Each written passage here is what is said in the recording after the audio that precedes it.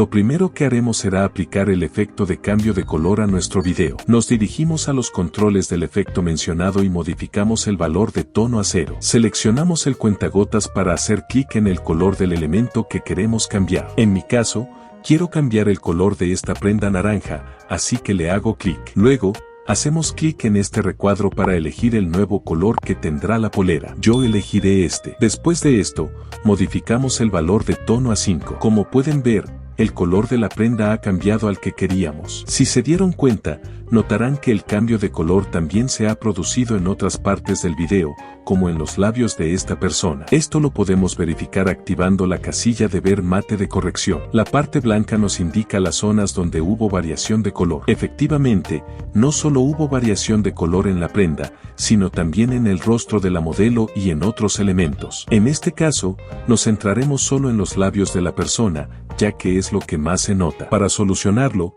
crearemos una máscara que ajustaremos al rostro de la modelo. Activamos la casilla invertido y, estando al inicio del clip, haremos clic en este botón para que la máscara realice un seguimiento al rostro. Ahora veamos el resultado final.